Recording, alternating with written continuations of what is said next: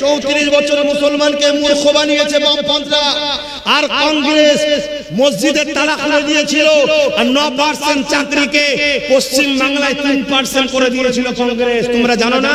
তাহলে দিদি একা খারাপ নয়, সব খারাপ। কথা কিছু বুঝে আসছে? এবারে বলো আব্বাস সিদ্দিকী তাহলে কার পক্ষে মনে হচ্ছে? হ্যাঁ, যদি বিজেপি বলে আমি 44টা দেবো,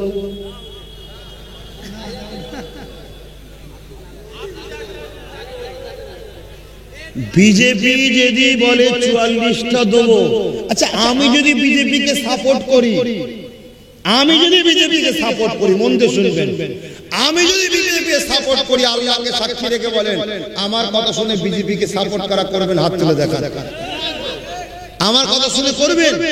আলহামদুলিল্লাহ, এটা হলো ঈমান, এটা হলো ঈমান। এটা যদি ভরসা আপনাদের আমার উপরে না থাকে, তাহলে আমার সঙ্গে মিশে কি লাভ? কোনদিন আওলাদে রাসূলুল্লাহ ইসলামের দুশমনকে সাপোর্ট করতে পারে না, ঠিক না বেটে?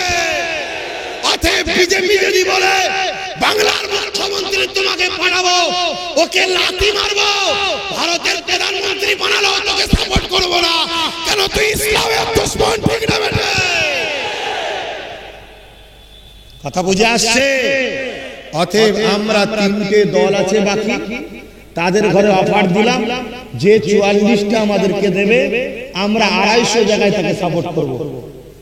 কথা মনে আছে?